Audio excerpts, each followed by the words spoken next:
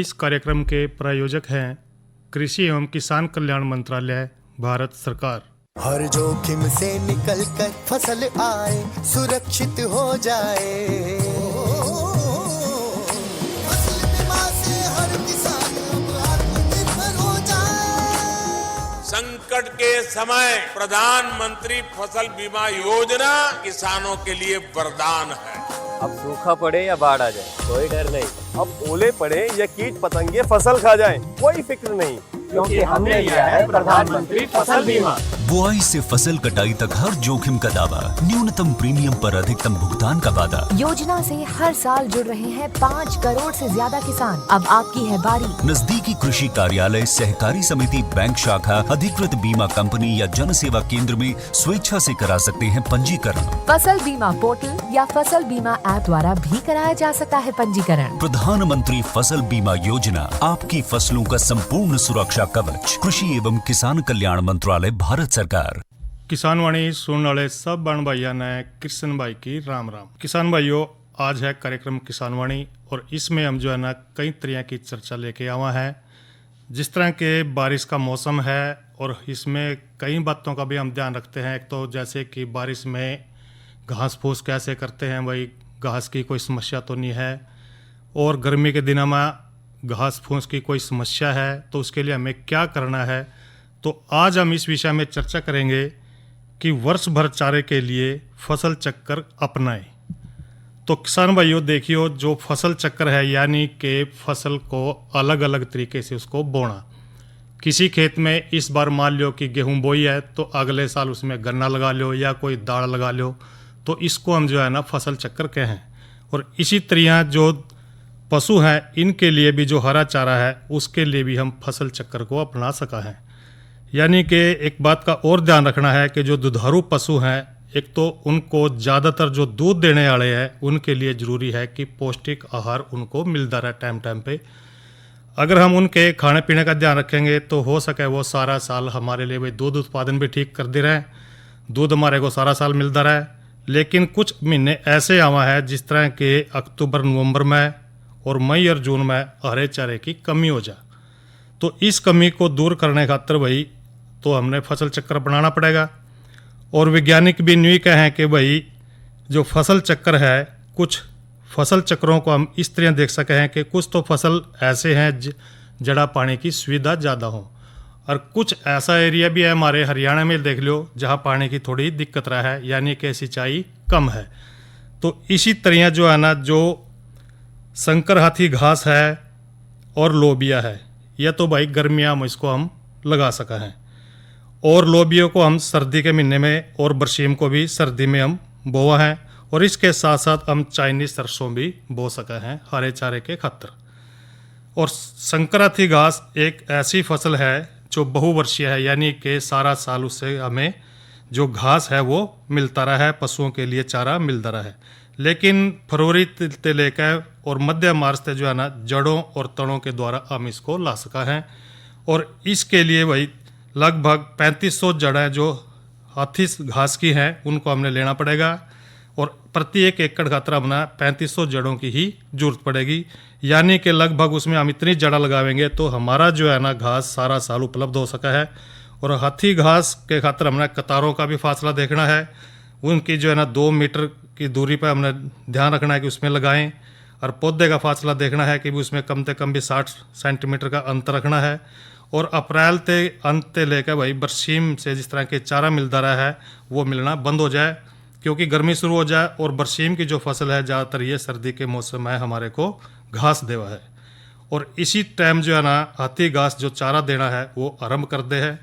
और गर्मी के महीने में हम जिस तरह मई जून का महीना है, इसमें इसकी पौष्टिकता बढ़ाने खातर भाई कतारों के बीच में और लोबिया की बिजाई हमने करनी चाहिए। और इसके साथ साथ भाई लोबिया के गेला हमने 16 किलोग्राम प्रति एकड़ के बीज की जरूरत पड़ेगी। और अक्टूबर के महीने में जो हाथी घास है इसकी आखिरी कटाई लेकर और इसके कतारों के बीच में हमने बरसीम और चाइनीज सरसों है इसकी बिजाई कर देनी चाहिए। सर्दियों के मौसम में जब संकर हाथी घास चारा नहीं देंदी तो तब हमने बरसीन की जो फसल है चारा देना वो शुरू कर दे है। और मार्च में जो संक्रांति घास का जो फुटाव है फिर दोबारा से वो शुरू हो जाए, और उसके बाद अप्रैल में जो चारा मिलना है वो हमना शुरू हो जाएगा। और इससे जो है ना फसल चक्कर जो है सारा साल यानी कि 720 से लेकर 800 क्विंटल प्रति एकड़ जो है ना हमारे को हरा चारा मिलता रहा है।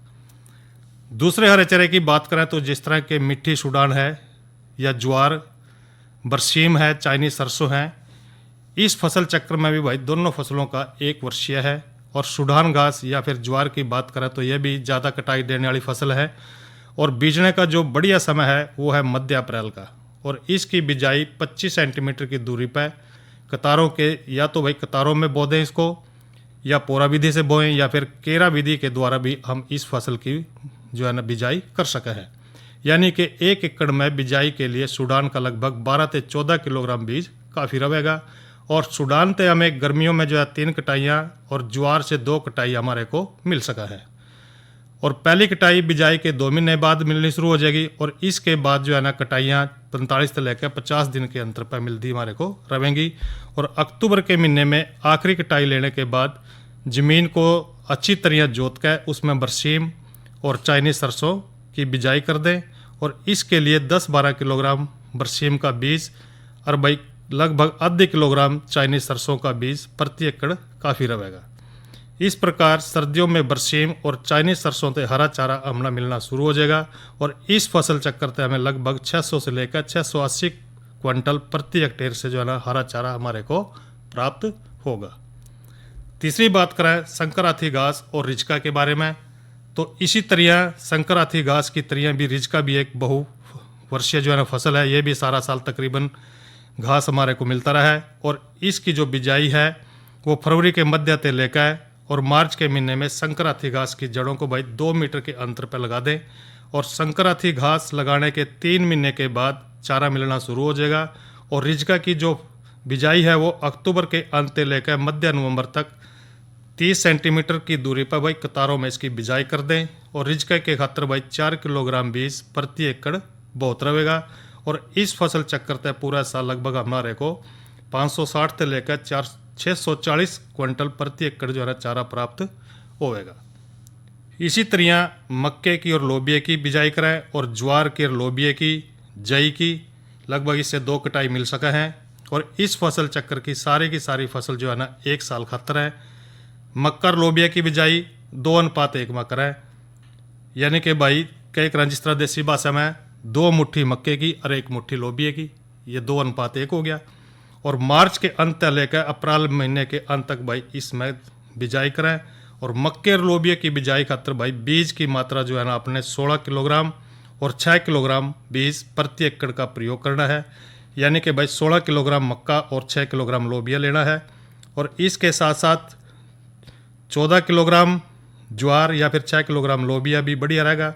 और जई की बिजाई मध्य अक्टूबर के आसपास करें, जिसके लिए 30 से 40 किलोग्राम बीज प्रति एकड़ हमें जरूरत पड़ेगी।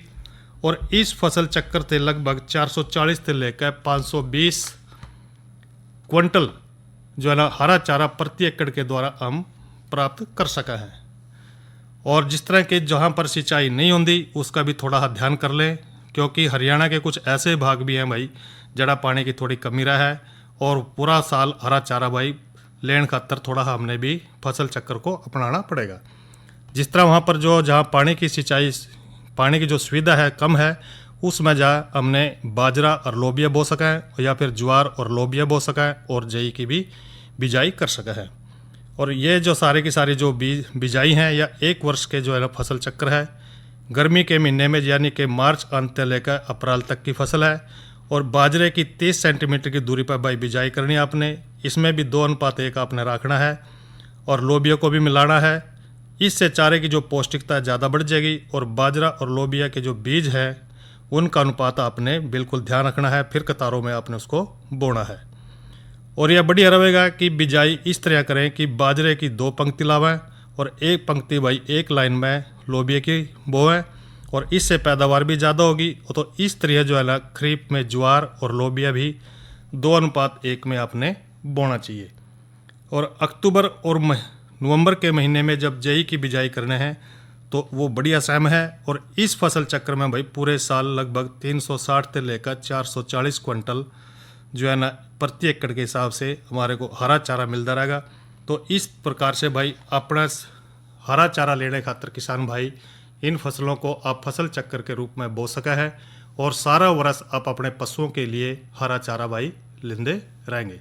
तो ये तो चर्चा करी हमने वर्ष भर हरे चारे के लिए फसल चक्र अपनाएं। तो अब करेंगे थोड़ा जिक्र मौसम के बारे में।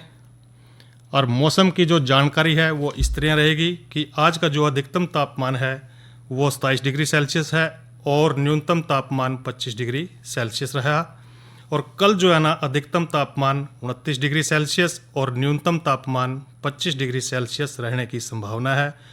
और भाई इसके साथ जैसे कि आज भी बारिश हो रही है और कल भी जो है ना बारिश का मौसम बना रहेगा। और कल के जो कार्यक्रम है वो हम चर्चा करेंगे।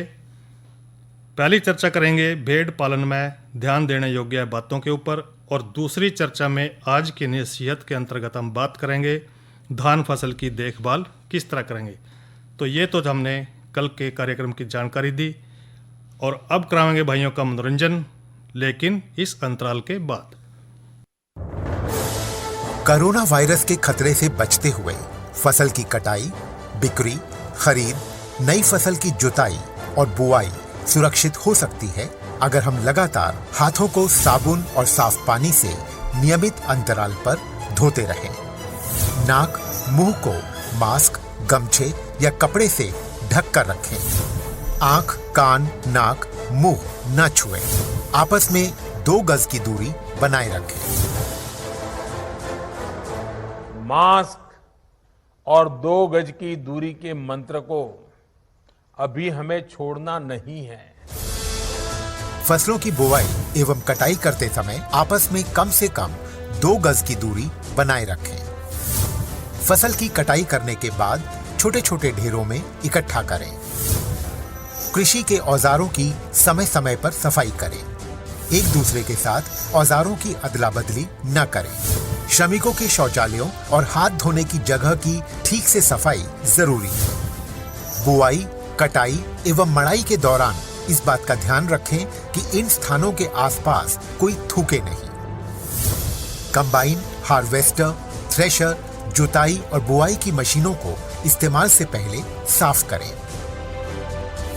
मशीनों के इस्तेमाल से पहले और इस्तेमाल के बाद हाथ साबुन से साफ करें।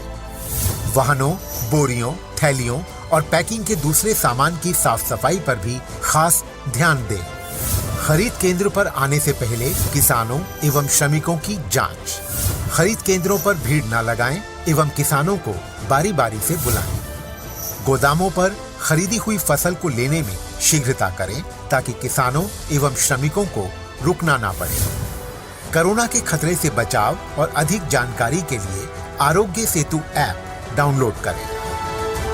देश में खाद्य सुरक्षा के ये सिपाही भोजन की निरंतर उपलब्धता को सुनिश्चित करते हैं। किसान स्वस्थ रहें तभी हम कोरोना वायरस से जीत पाएंगे, आगे बढ़ पाएंगे। किसान सबल, देश प्रबल।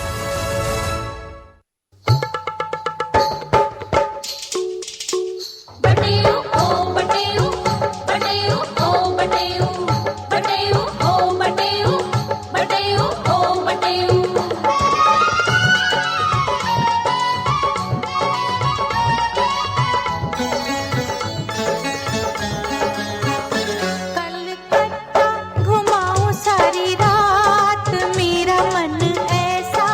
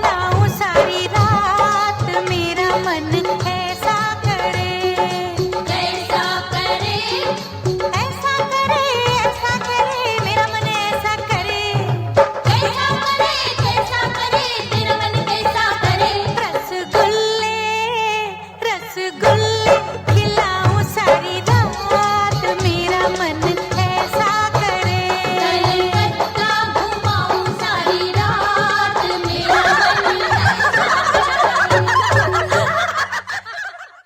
ये तो सुना भाइयों ने लोकगीत।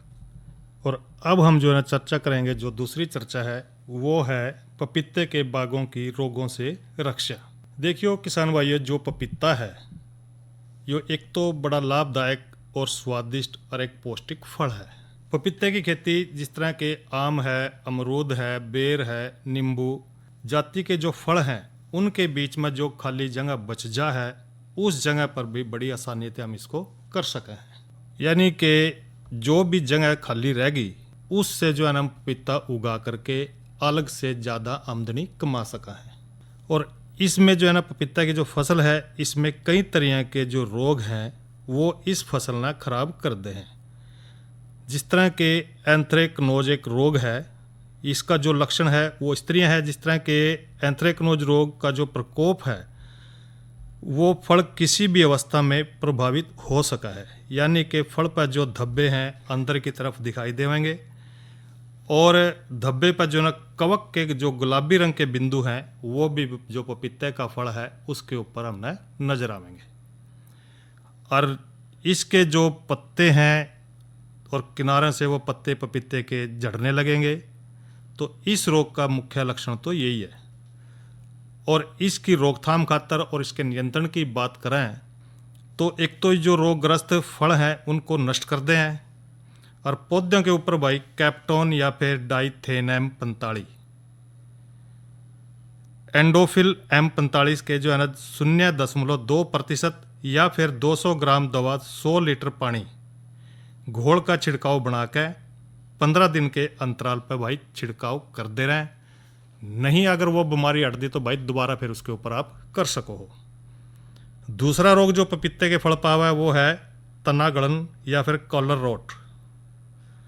इसका जो लक्षण है, इस रोग का प्रकोप भाई बारिश के दिनों में ज़्यादा देखने को मिलेगा, जिस तरह के आजकल का मौसम है, जिससे जड़ें और नीचे से जो तना इसका गलना शुरू हो जाएगा और रोग में अधिक प्रकोप से भाई जो पत्तियां हैं पीली पड़ जाएंगी और पौधे की जो बढ़वार है वो भी रुक जाएगी और फलों का आकार छोटा रह जाएगा और बाद में जो पौधे हैं भाई सूख जाए या इसकी पछाड़ है। अब रोकथाम किस तरह करनी है आपने? पौधे के चारों ओर भाई एक तो पानी ना खड़ा रहने दें क्योंकि इससे भी पौधे की जड़ें जो है ना गल जाए। दूसरी बात, जितने भी रोगग्रस्त वाले पौधे हैं उनको निकाल कर भाई तुरंत नष्ट कर दें ताकि आगे यह बीमारी ना फैला। एक और रोग है जिस तरह के मोजैक। इसका जो लक्षण है, इसमें जो पत्तियां हैं छोटी होंगी और मुड़ी हुई दिखाई देंगी और यो रोग सफ़ेद मक्खी से भाई ज़्यादा फैला, यानी कि जो सफ़ेद सी मक्खी आ जाएगी पौधे के ऊपर तो इससे जो है ना ये रोग फैलना निश्चित है। तो इसका भी आपने ध्यान रखना है और इसकी रोकथाम भी करनी है। और इसको नियंत्रण किस तरह कराएंगे?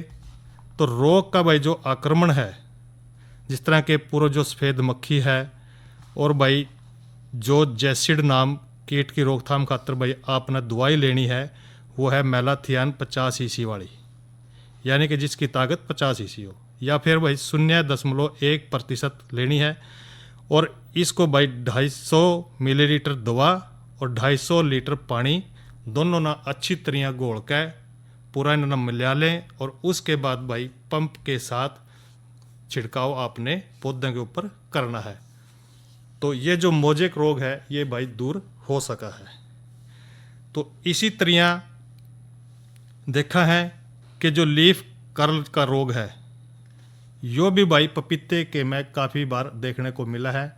कुछ किसान भाई अपने जो खेत के अंदर अलग से भी पपीते के बाग लगावा है उनको भी देखने को मिलते हैं। तो इसका भी आपने लक्षण, एक तो इनकी पहचान करना जरूरी है। अगर हम इनकी पहचान कर लेंगे तो भाई दवाई भी सही छिड़काव कर सकें दवाई का, तो इस बीमारी से भी पौधे को निजात दिला सको हो। इसका जो लक्षण देखने को है वो है रोगग्रस्त जो पत्तियां हैं वो छोटी होंगी और झुर्रीदार हो जाएंगी, और पत्तियां जो है ना उनका आकार भी बिगड़ जाएगा, यानी कि बद शक्ल की पत्ती हो जाएंगी। और इनकी जो सिरा है, इनके आखिर जो किनारे हैं वो पीले पड़ जाएंगे।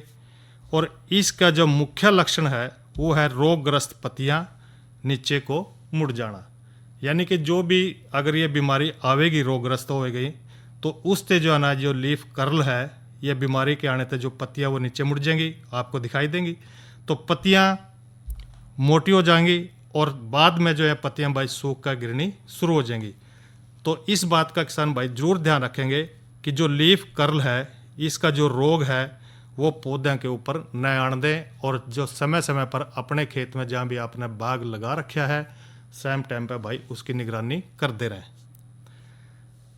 इसका जो रोग है और इसका नियंत्रण आपने करना है, एक तो रोगी पौधे हैं उनको आपने निकालना है, निकाल करके तुरंत नष्ट करना है। और अगर आप इस तरह नष्ट कर देंगे तो जो यह बीमारी है जो दूसरे पौधे हैं उसमें नहीं आवेगी। तो इस तरह जो है नाम रोकथाम भी भाई इस बीमारी की जो लीफ कर्ल बीमारी है इसकी रोकथाम कर सके हैं।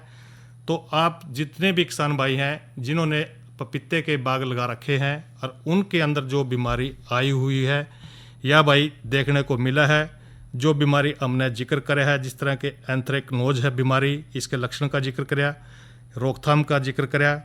इसी तरह भाई जो दूसरी बीमारी देखने को मिली है बाग में, वो मिलेगी अपना तना जो गड़न है वो मिल सका है, जिससे तने गड़ जाए, या कॉलर रोट बीमारी है, इसके भी लक्षण है जिस तरह के भाई बारिश के टाइम में आजकल ये देखने को मिली। तो इस तरह आपने उसका भी ध्यान रखना है, उसके भी तुरंत दवाई लेनी है और छिड़काव करना है। और इसी तरह हमने मोजेक का भी जिक्र कराया भाई, इसके लक्षण के बारे में बताया। जो मोजेक बीमारी है जिस तरह सफ़ेद मक्खी वाली, ये तो आम भाई पौधे के जो इस तरह के अमरूद है इनको भी ख़त्म कर दे है, पपीते को तो ये छोड़ती नहीं। तो आपने धीरे धीरे करके इन सारी बीमारियों का ध्यान करना है और टाइम टाइम पर जो दवाई बताई है हमने इसका आप छिड़काव करेंगे तो इस बीमारी से भाई निजात पा सकोगे और आपका जो पपीता है वो स्वस्थ पौधा होगा और आपको जो है पपीते के फल ज़्यादा प्राप्त होंगे, जिससे आपकी आमदनी भी अच्छी होगी। तो ये तो चर्चा करी हमने पपीते के बागों की रोगों से रक्षा किस तरह करनी है। इस कार्यक्रम के प्रायोजक थे कृषि एवं किसान कल्याण मंत्रालय, भारत सरकार। अरे अरे अरे अरे, क्या कर रहा है? इधर इधर इधर, हम बोल रहे हैं तेरे बीजू का। उतला बोल रहा है? हाँ, पक्षियों से तो हम खेत को बचा लेते हैं, पर इन घातक रसायनों से कैसे बचाएं? मतलब? देख बेटा, तू जो ये अंधाधुंध रसायन मिलाता है ना, मिट्टी की सेहत बिगड़ने लगी है। और जब माटी ही कमजोर पड़ जाएगी तो उपज कैसे सेहतमंद होगी? हाँ? अरे पहले ऐसा नहीं था, पूछना अपने बड़े बुजुर्गों से, कैसे फसल लहलहाती थी, शुद्धता झलकती थी। हाँ, माटी भी तंदुरुस्त और लोग भी। अरे अब पहली वाली बात कहाँ? पर अब तो सब यही डाले हैं। सब नहीं, आज भी लाखों जागरूक किसान परंपरागत विधि से फसल उगा रहे हैं। खर्चा कम और उपज की कीमत भी बेहतर पा रहे हैं। सच है? रे बेटे, एक्सपीरियंस से बता रहे हैं, धूप में बाल सफेद नहीं किए हैं। हाँ। ठीक है भाई, मैं भी आज से जैविक खेती शुरू करूंगा। माटी से प्रेम की परंपरा है, परंपरागत खेती। इसी के साथ ही आज का किसान वाणी कार्यक्रम यहीं पर संपन्न होता है। कृष्ण भाई ने देव इजाजत। अच्छा भाइयों, राम राम।